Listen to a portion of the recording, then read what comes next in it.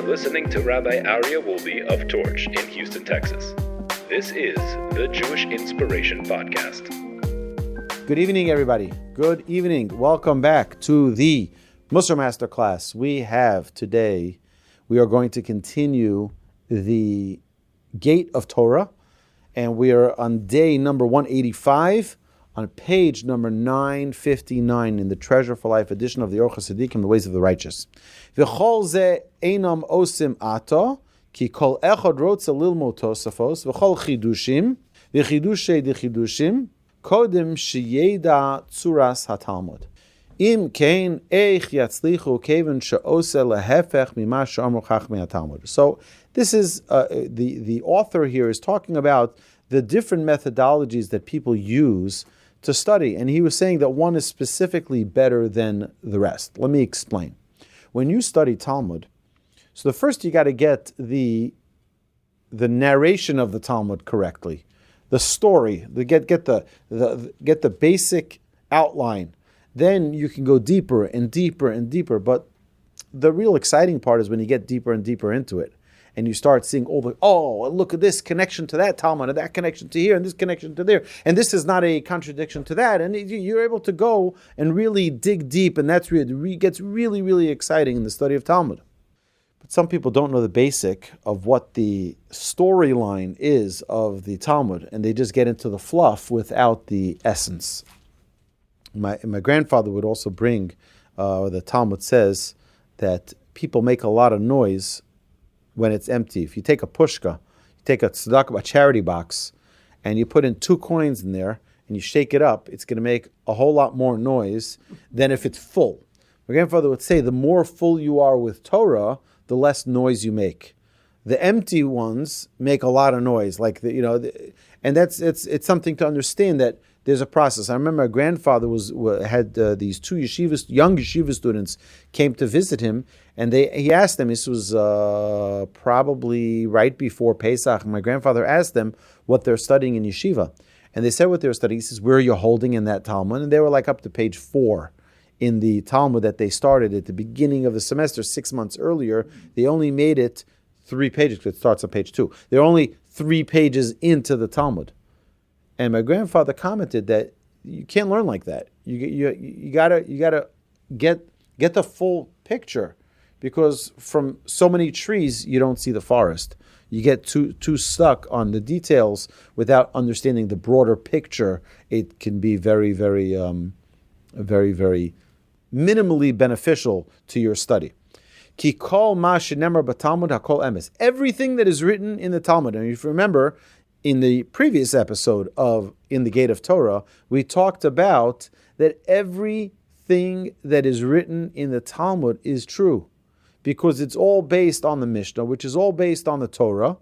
It's all sourced there, but it's also all of the notes that were written from generation to generation, all the way till the authors of the Talmud and the Mishnah.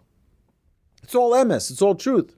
And we don't question it, and we don't change it. We don't add, we don't take away. Ve'alkein merov Torah halimud ha'iyun ve'hapilpol rabim porshim min halimud merov Torah hashmuos ve'adiktuk she'omer al peh ki omrim ma nucha lahavin tzvoros mibachutz. Because sometimes when people don't learn the Talmud appropriately, it becomes tasteless to them. We're now in our 106th episode of our Thinking Talmudist, of which we probably did 200. We only started publishing them 3 years ago. But it really is an incredible journey when you're able to learn Talmud and understand what it is that you're learning. Then it's very, very flavorful. It's not just opinions. Halavai shahayunu yodim masha betoch hasfarim. Halavai, meaning we wish we understood just what's written in the text, understood the text itself. V'im hayu lomdim mikvios yom v'layla azho yu lomdim v'hayu bikiyim betalmud v'hayu misaven lilmod ki hayu lahem lev lahaven bikal. V'hayu adam yachol lilmod la'olam nim v'lo nim tir v'lo tir. He says, and a person would be able to learn and understand even in a state of half wakefulness. A person would understand it right away. And then they would be able to derive fear of heaven from what they're learning.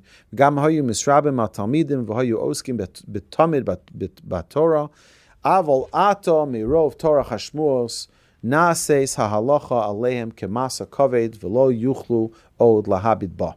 Umitoch kach oskim b'shigaon ubeleitzonus umebalbelim umevatlim v'oskim b'mini tachbolos ve'ein lahem yira shamayim. So he says, if you don't learn the Talmud properly, it's very difficult to benefit from it. If you learn it properly, you will understand that every word that's written in the Talmud is truth, is emes, and that every word in the Talmud is divine, and you will also be able to derive from it fear of heaven, understand your relationship with God from it. Fear doesn't mean trepidation. Fear means having clarity. And every page of Talmud provides for the person who knows how to learn Talmud, it provides clarity. I have notes like this, not of my notes. My rabbi's notes that are the sources for the class that he was going to give each day. So every day he would write out, learn this piece of Talmud to this piece of Talmud. It'd usually be about 20 lines of Talmud. And then he would say, now look at the Rashi. And then he would say, look at this Tosafot, which is another commentary. And then he would say, look at this commentary, look at that commentary, look at this commentary, look at that. Why was he telling us to look at all those sources? Because he wants us to understand how to learn the Talmud. It's not enough to just, I read it, understood it, and goodbye. No. He wants us to understand how to derive wisdom from it. I can't even tell you how many times the best part of the study of the Talmud was when my rabbi would explain it in simple words. Forget the words of the Talmud. Take it now, apply it to your daily life. How does this apply to my daily life? That it's not just some esoteric conversation, some study of Kabbalistic ideas or Agadic ideas. It's something which is so relevant and so practical today, to me, now, in my day-to-day life. And this is how we need to study. Whenever we study, the Ramban writes in his letter to his son, he writes, the famous letter, he writes, Kasher takum anasefer, when you get up from the book, whenever you study, whenever you're learning something, look at how you can make it practical. Apply it to your life. So you're learning the Torah portion. All right? I think every person should have an English translation. You can get online, you can get from Art Scroll. They have a magnificent, my favorite, Chumash. Have this many years. This is the interlinear translation. So under every word is the translation. So it's amazing. You can't go wrong. You get the whole story. It makes sense. You learn the entire Torah. You read the Torah portion. You're like, wow. Right? Okay, that's great in concept, in an idea, in our mind. But how does this become relevant to me now, today? How do I apply this? That it doesn't stay in the realm of intellect and wisdom, but becomes practical. It becomes applicable to my daily life right here and now in the 21st century. That's the question. And that's what every single person should be thinking when they study. And by the way, it should be the same with every experience we have in our day-to-day lives. You have a conversation with someone. Is there something I can learn, something that I can apply to my life from this conversation? Is there something that I can change because of this insight? I learned a new computer program. Today everything's online. You don't learn any programs anymore. But imagine someone teaches you, is there something I can learn from this process? Is there something that can be added to the quality of my life from this? And if a person sees that there is, how do I apply this today? How do I make it real within me right now? V'amru beperek hasochas hapolim. And in the Talmud, where it talks about one who employs workers, Rav Zera Yisev b'tainis mea yom, Dilishtakach minei Talmud de Bavli ki hechi delo nitrida. Reb Zera, it says over there, he fasted 100 days to forget the Babylonian Talmud so that it not distract him by its disputations from assimilating the Talmud, the Jerusalem Talmud, the Talmud of Israel. Ve'amru nichshal adam be'avera achas v'nischayev miso l'shamayim. And what else? If one has gone astray in a certain transgression and has incurred the penalty of the death penalty by the hands of Hashem, what should he do so that he might live? Ma'yasa v'yichya im ha'yiragul ikrais daf echad l'yom yikra shtei dapim o lishnos perek pam achas yishne pamayim o lilmoid perek echad yilmod shnei parakim alma rav girsa ikar ki im ha'ya ha'pilpul ikar litzok v'lahorim kol chatzi yom b'dibur echad. So he says like this: if a person realizes that he needs to improve and change his ways, what does he need to do? He says if he was accustomed to reading 1 page of Torah a day, he should now try to read 2. If he reviewed 1 chapter once, he should try to review it a second time. If a person would learn something, only he would learn one subject at a time, maybe he should try to review it a second time. We see then that it is the abundance of learning which is paramount. It means learn as much as you can. Don't say, I'm only going to learn 1 verse and I'm going to learn everything I can about this verse. And I'm only going to focus on 1 verse because there's a whole Torah. As the Torah tells us, I'm sure he'll bring this, it says, Aruka ke'eretz midah urechava k'mini yam. The Torah is wide like the sea, deep like the ocean. It is endless.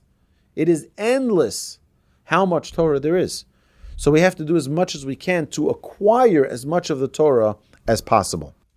Because he says that a person, if debate were the important thing, meaning only focusing on one topic and just debating it to death, he says then shouting and raising his voice half the day on 1 point, then it should have stated that if he was accustomed, page 962, that if he's accustomed to asking 1 question, now he should ask 2 questions. Which, by the way, there's a story told about the Gaon of Vilna. The Gaon of Vilna, we know, was a child prodigy. He was a brilliant child and adult. You say he finished the entire Torah when he was 5 years old, and the Talmud when he was 8 years old, and he's like delving into the deepest of Jewish wisdom at a very, very, very young age. So when he was very, very young, like a young child, he was learning the commentaries on the Talmud, and he saw the letters Vav Kuf Kuf, which is an abbreviation, which he thought means V'kuf Kushios. There are 100 questions to this, but really it means V'ktas Kasha. It's a little difficult. It's not. There's a little difficulty with this explanation, but it's not. Don't break your. It's not a big deal. Kind of statement, which sometimes the Talmud will say, not the Talmud, but the commentaries of the Talmud will say at the end of a whole conversation, Vav Kuf Kuf, which means V'ktas Kasha. You can move on. You don't have to dwell on this too much. He thought it meant there's 100 questions on this. So he came up with 100 questions. The young Gaon of Vilna. And then someone said, no, that's not what it means. It means that it's not so difficult. You don't have to belabor this. So he says, 1 second, but I had 100 questions. I have to find 100 answers now. So he had to think through 100 answers to the 100 questions that he came up with on that topic. But for us ordinary people, the Torah doesn't say, and the Talmud doesn't say, if you asked 1 question on the verse, ask 2 questions. No, it doesn't say that. It says quantity is of essence. In Torah study, it's quantity that's of essence, not per se the quality. What does that mean? Spend the time learning. Spend the time reviewing. It's about the effort in learning. It's not about how well you know it. And we know this, we say in the introduction to the Talmud. In the introduction to the Talmud, actually this is in the conclusion of the Talmud, when we finish learning every day. So it says as follows: She'anu mashkimim vehem mashkimim. We arise early to learn Torah, vehem mashkimim, and the people of the world arise early to get their job, to follow their pursuits of their career, or whatever it may be. We wake up for Torah, they wake up for other things. We toil and they toil. We toil in Torah study and receive reward. They toil and do not receive reward. This is a big question that's asked. What do you mean we toil and they toil? When I hire a plumber, he toils and he gets paid. What are you telling me he doesn't get paid? What are you talking about? Of course he gets paid. That's not true. It's true he gets paid, but he only gets paid if he does the job that I hired him for. So, for example, if you have a leaky sink, Lauren, you call your plumber, and your plumber comes and he's sitting under that sink. And he says, I think I figured it out. I know why it's leaking. I need to get a part from Home Depot. He goes to Home Depot, comes back. He tries to replace the part. He says it wasn't the right size. He goes back, comes back. It takes him a whole day. By the time the day is over, he tells you, I'm sorry, I don't know what the problem is. I tried everything. It's still leaking, I know. But here's your bill. What, are you going to pay him? Are you going to pay him? Of course you're not going to pay him.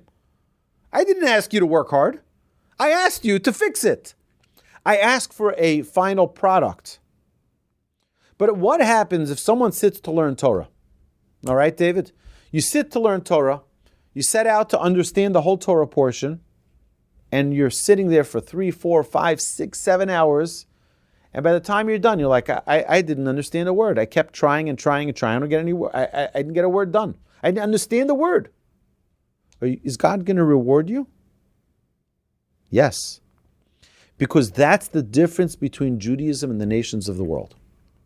In Judaism, it's all about the effort. It's not about the results.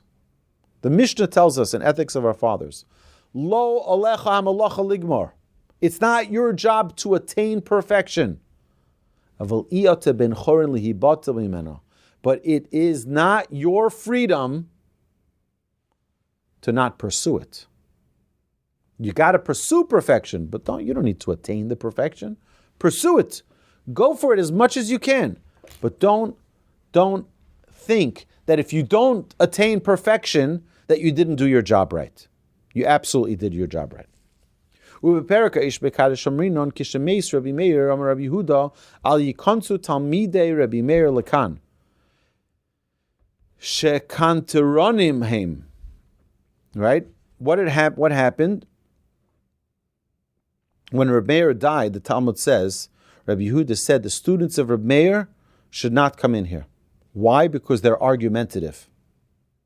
V'chol zeh shelo haya rotze lihisbatel migir saso. And all this because he did not want to be drawn away from his learning. For Rabbi Meir was exceedingly sharp, and his colleagues could not fully understand him. So they were always arguing about understanding the words of the Talmud. Od hasam Omer, Rabbi Yochanan, liban shel rishonim kepischa she'ulam. He says that the understanding of the early sages was as broad as the hall of the temple, which is a wide open hall. It was 60 feet wide the whole way. Rabbi Meir amdu chaverov al sof datov. Od hasam Amar Rabbi Yochanan liban shel rishonim kepischa she'ulam v'shel acharonim kepischa shel heichal. And then the later sages were as broad in their understanding as the sanctuary, not as the temple hall, which was considerably smaller. V'anu kamlo nekev machat sitkis. You know how our ability to be open-minded. You know how big our ability is for that? How broad our ability is? It's like the eye of the needle. And how small it is to get the thread through the eye of the needle? That's how limited we are in our capacity to understand. Ve'amar Rava said, Ve'anan ke'etzba b'kira l'svara. He said that we are like a tent pole stuck into a wall. It occupies that little space. And here are the different opinions of how they would define the limitations of our ability, of our capacity to understand Torah. Right? Our understanding of an argument is like a finger attempting to penetrate hard wax. Right? We know it doesn't go. It doesn't penetrate. But if you heat up the wax, you're able to put your finger right through it. He says that's our understanding. We're so limited in our access, in our comprehension of Talmud, of understanding the deeper reasons. Our forgetfulness is as effortless as the placing of a finger into a hole. It's so easy for us to forget our Torah. It's almost like, if you think of the words of our sages, and I highly recommend, look at the words of the Talmud, look at the words of the Midrash. It's unbelievable, spectacular. It's uplifting. But they didn't ever say a statement just in vain. Every statement they made was backed up by a source. They didn't just randomly, why did you say that? Well, I had a rough day and I just, no, there's no such thing. There was a reason why they said it. Everything was meaningful. Ve'achshav anan, he says, and us today, aniyei hadas ein onu yocholim lomar ke'etzba, ki im ke'even shayish. He says, today we're so impoverished intellectually that we cannot even compare ourselves to fingers, but to marbles in respect to our absorption of Talmud and of rationale. Ki im ke'even shayish l'gemara v'l'svara. Ve'ha de'amar b'perek b'memedlikin amar Rava b'shah shemachnisin adam ladin shalon so nasasa v'natata be'amuna pipalta b'chachma. So there's a famous Talmud, which I believe we did study in our Thinking Talmudist, of what are the questions that are asked to a person when they pass on from this world. When we pass on, we come in front of the heavenly tribunal. What do they ask us there? The first thing they ask us, were you honest in your dealings? Did you deal with business honestly? Second question, were you debatable in wisdom? Did you discuss wisdom? Or did you just have your intellect? This is the way I grew up. This is my understanding, and that's it. Maybe there's another perspective. We see that the greatness of Hillel and Shammai, the two houses of study, two major houses of study, they always argued with each other. But do you know what was the greatness of Hillel? The greatness of Hillel is that they always listened to Shammai first. They let Shammai speak. What's your opinion? Then they would debate it amongst themselves. They say, maybe Shammai is right. And then they were able to give their refutation to Shammai and present their own perspective. That's true wisdom. Because it's not just, listen, this is the... all the people that vote like me I like. And all the people that don't vote like me, I don't like. On the contrary, the way it should be, we talked about this many, many times, that if you want to grow in your personal growth, you want to grow in your maturity of understanding, having patience for other people.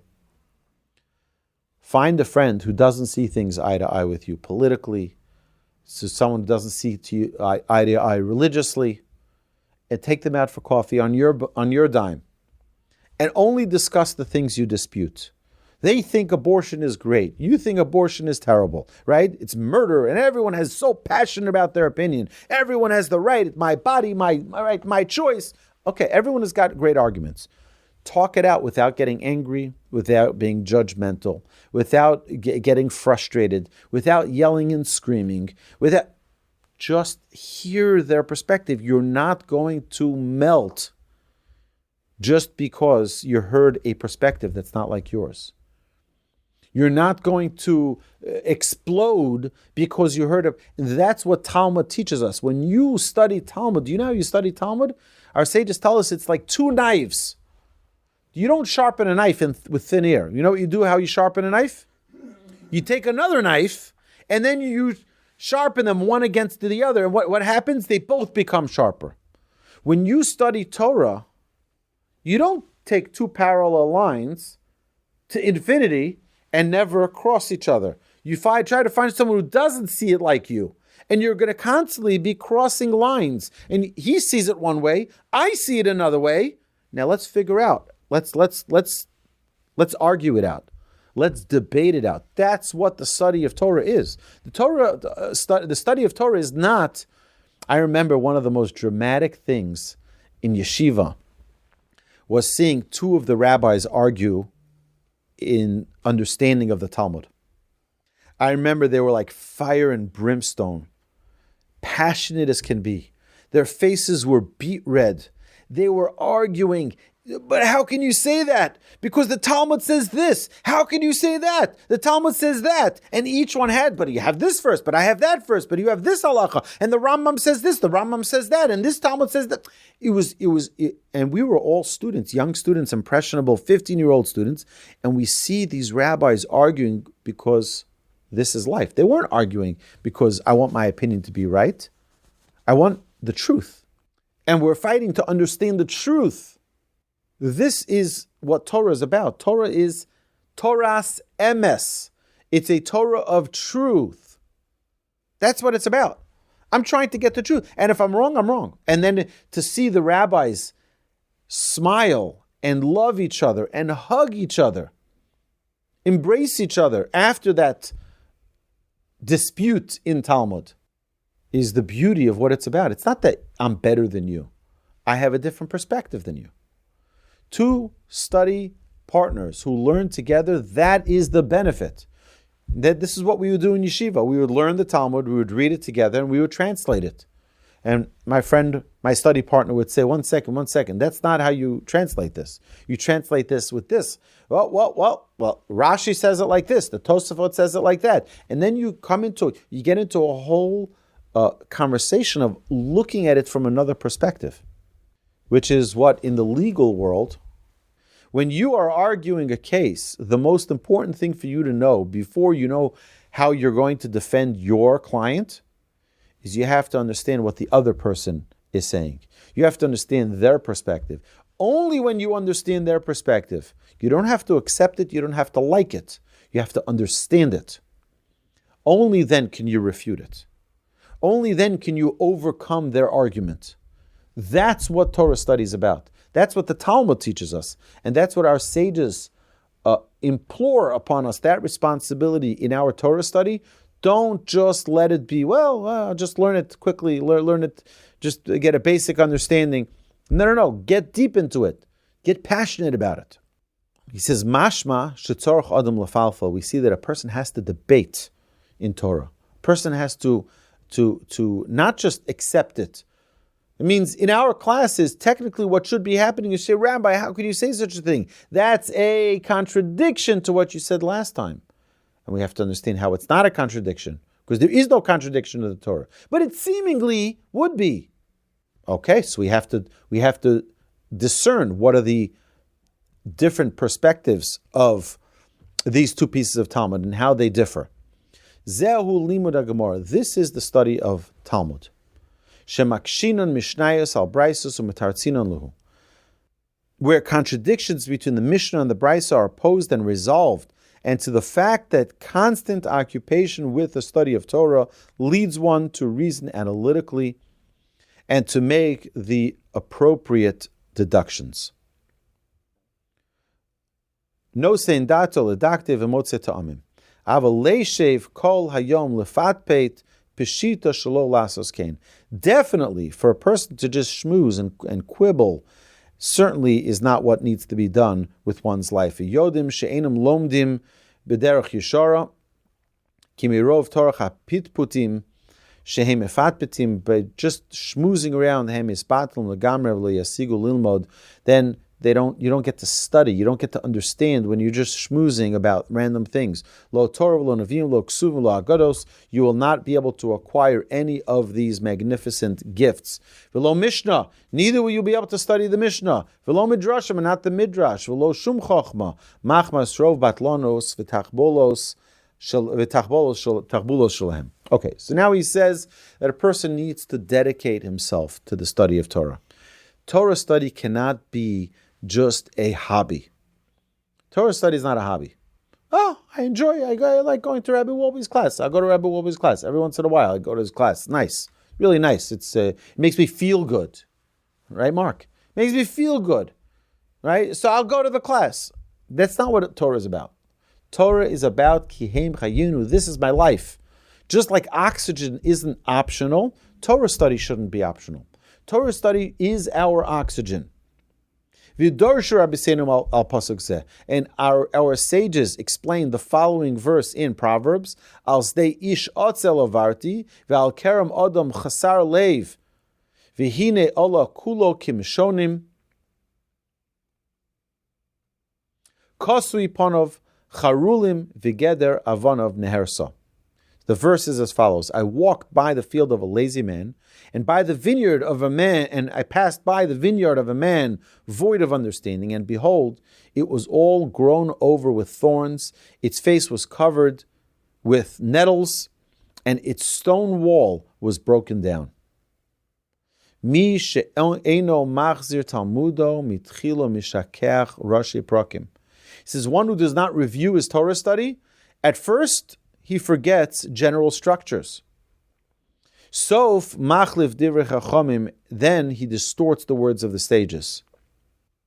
Sof she'omer al tamei tohar v'al tohar tamei, and then at the end of it all, he confuses that which is pure with something which is impure, something which is holy with something which is unholy. He swaps the halacha and doesn't know right from wrong. And this is destroying the universe. It's like people today who will do anything and promise you that their opinion of communism, their opinion of socialism, their opinion of capitalism, their opinion of war and peace and all of that is absolutely the only way. That's the right. And people murder is great. Murder is righteous. There are people who think that today, and they're convinced by it. That's because they've distanced themselves so much from Torah, from what values, from morals, from ethics, and this is devastating. Alma, we see mi she'eno chozer lo yuchal lahoros kadin. Anybody who does not review halacha cannot provide halachic rulings. Elotoe barova oros, he will end up making a mistake in most of his halachic consult. Ve'amrinon, and we say, Amar Rabbi Shmuel says, Bo re'eh kama kashi yom hadin, come and see how difficult the day of judgment will be. Ve'amrinon Amar Rabbi Shmuel, and we say from Rabbi Shmuel, Bo re'eh kama kashi yom hadin, she'aser HaKadosh Baruch Hu ladun kol olam kula be'emek Yehoshaphat, where God will judge the entire world in the valley of Yehoshaphat. V'kevon she'talmud chacham ba'lefanov, and as soon as a Torah scholar comes before the Almighty, Omer lo, he says, Klum osakta b'Torah? Did you labor in the study of Torah? Omer lo hein, he says to him, yes. The scholar says yes. Whereupon Hashem will say to him, Amar LaKadosh Baruch Hu, Ho ve'hodeisa lefanai, emorli ma koriso mashanisa umashamata biyeshiva. He says, God's going to say to him, thank you very much for telling me the truth that you learned Torah. So now, please tell me what you read, tell me what you reviewed, and tell me what you understood, what you heard in yeshiva. Mikan amru kol ma shekara adam yetafus biyado. So now the author concludes this chapter by saying, bringing the midrash from this verse in Proverbs 10:1. The midrash over there says a very important thing. He says, don't let yourself be caught with embarrassment, with shame in the day of judgment. Why?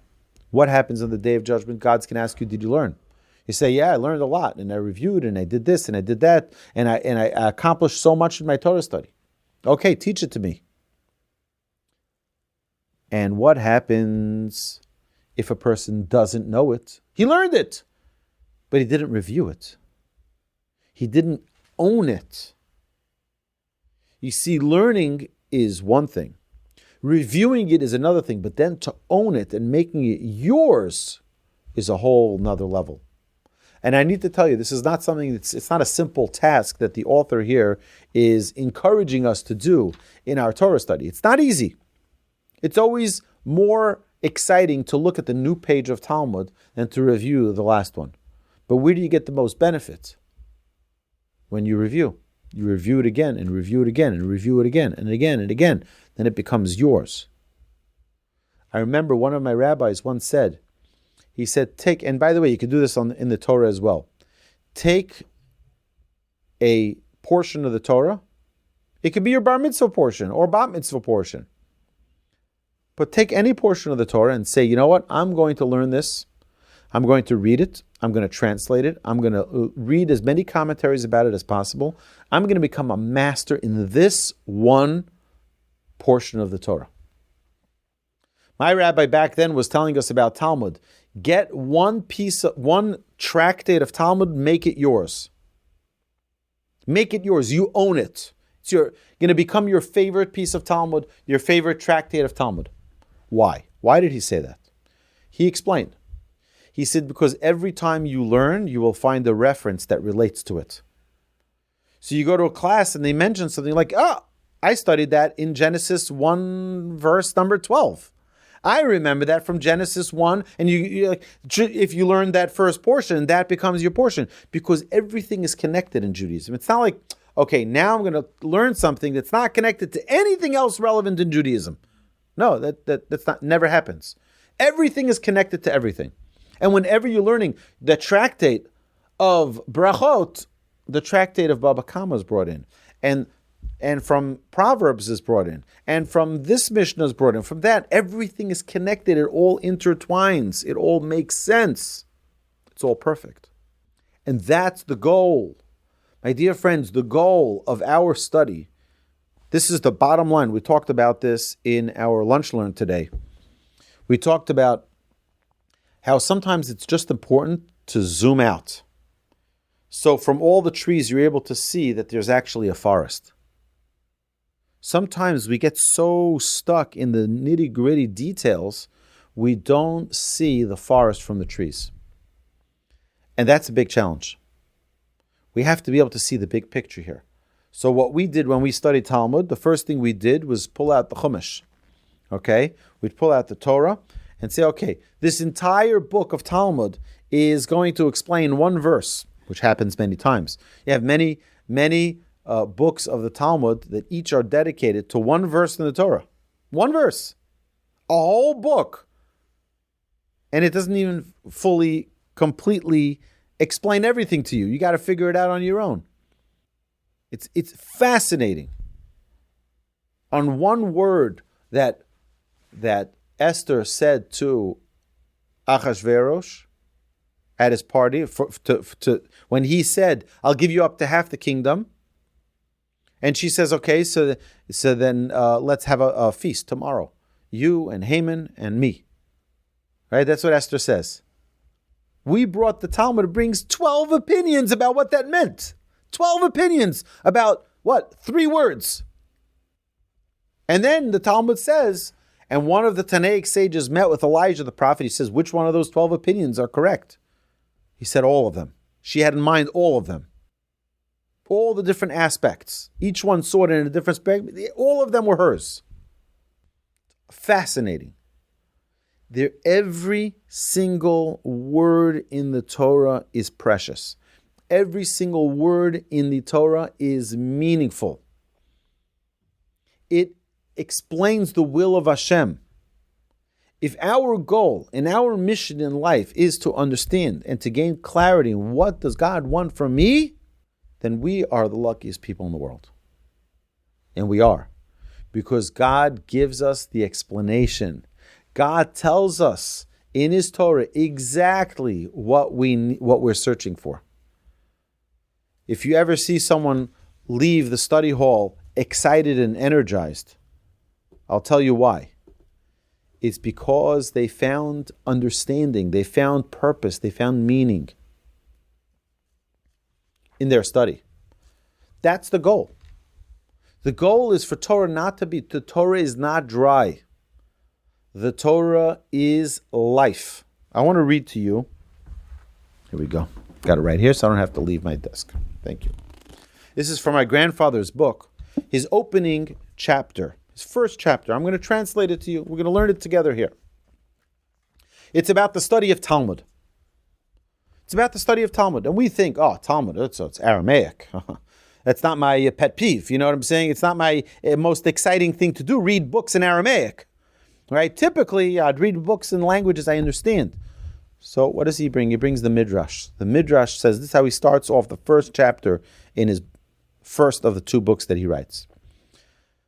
If Torah, that we know this in Psalms, King David says, Lule sorashcha shashoy, if Torah wasn't my joy, Amru Yisrael alule torascha shahaisa imi v'hi shashoy zavadati b'ani.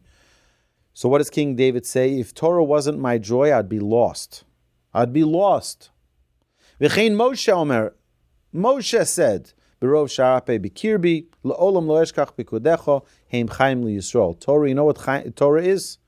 Torah is life for the Jewish people. It's our oxygen. Alule hi lo chaim. If you didn't have Torah, you wouldn't have life. And this is what it says, Ki hi chayecha. This is your life, referring to the Torah, and as well it says, Ki motzai Matzah Chaim. So whoever finds me found life, referring to the Torah. See, my grandfather here explains, Torah einena kishar hamiktzos. Torah is not like any other trait. It's not like any other subject. Miktzah borchol kol echad kefini tiyosav v'kishono. Who decides to become a mathematician, a scientist, a lawyer, a doctor? People who have tendencies towards that. They have tendencies. They have certain, this guy's a numbers guy. He's going to work in the stock market. He understands finance. People are attracted to the things that they have tendencies towards. Torah, however, alulehi lo echaim. It's not another subject that we study in school. It's life. For us, Jews, Torah is life. We say this every single evening in our prayer. Ki heim chayenu v'orech yomenu. It's actually our life. When a person, heaven forbid, distances himself from Torah, I can show you 100 cases where someone says, you know what, it's just not, I'm taking a break. Taking a break. What happens? Their quality of life goes down. Their fulfillment goes down. It's life. For us, as Jewish people, the Torah is not a subject. The Torah is life. Tzeirei Yisrael shezachu lilmod Torah, the youngsters of Israel who merit to study Torah, ein lahem lahashtis es limudum al chishkom Torah, should not base their study on their desire for Torah, ella ala hechrech Torah, but rather on the obligation to Torah. What's the difference between studying Torah by obligation or by desire? What's the difference between obligation and desire? You see, desire, and my grandfather is going to explain this in a few minutes. Desire is an emotion. Obligation is logic. You've got to do it. So what's if you're not in the mood? You've got to do it. What happens if you do it because you enjoy it? It's just fun. I like it. What happens if you're not in the mood? Out the window. Right? You understand? That's the difference between emotion and logic. Now, I'll give you an example. What's a better thing for a person to fall in love with? A spouse because he's just attracted and infatuated by her looks, her personality, and I know she has terrible traits, but I'm just so obsessed with her. Or I know she's the right thing, and the love will grow. I know she's the right thing. I know she's everything I'm looking for. I don't feel the emotion per se, but I know she's the right thing for me. One is intellect, that won't break. One is emotion, most likely will break. Because you don't always have that emotion. Our emotions come and go. Our intellect is solid. I know this is right, so I'm going to do it. I know this is wrong, I'm not going to do it. But if it's emotion, it can sway, it can get pulled. I say emotions like bubble gum. pull it this direction, it goes. That direction, it goes. It pulls in all directions. That's emotions. You pull it in every way. Yeah, I don't want to go there, but my friend said I should go, so I'm going to go. Why not? I don't want to be, right? But if someone is using their intellect, it's the wrong thing, I'm not going to do it. So now we understand something very important. You see, the more we exercise our intellect, the more we'll make the right decisions. When we know it's right, we're going to do it. We know it's wrong, we're not going to do it. Because I trained myself in my study of Torah based on my intellect, not my emotion. Emotions are very powerful. In fact, emotions are one of the most powerful things we have. But if we allow ourselves to be controlled by our emotions, we're in deep trouble. Because then one person can tell you this, oh, I guess so. And another person tells you that, oh, I guess so. And then you're pulling you to all directions and your emotion gets pulled all over the place. And that's very dangerous.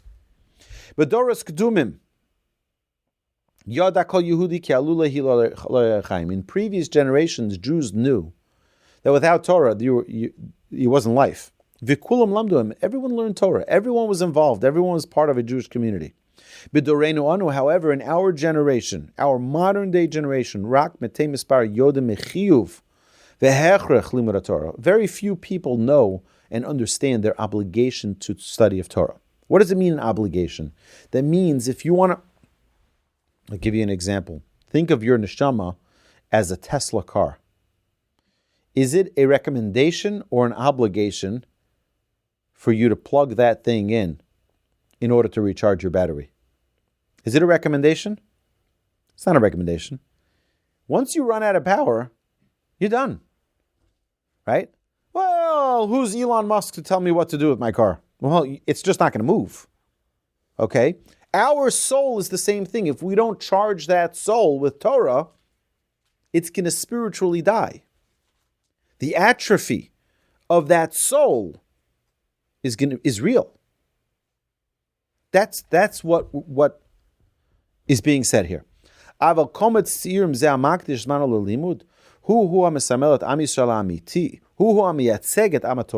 know what the representation of the Jewish people is? It's those who study the Torah, who understand what Hashem has prescribed for this world. And these are young yeshiva students who are studying Torah. They understand and they're learning the word of Hashem. And by the way, it's not theirs. It doesn't belong to them. It belongs to each and every one of us. Mo Rasha Kehilas Yaakov. It doesn't belong to the yeshiva students. It belongs to each and every one of us. There was a member of Knesset, a secular member of Knesset. She stood up from the podium of the Knesset. You know, there's this big argument now whether or not the yeshiva students should go serve in the army. So she said, I have no problem with every single yeshiva student being enlisted to the military. But who's going to study our Torah? If you're ready to take every secular child and demand that he go learn Torah, then I'll do it. Because someone has to stay at the guard of the Torah.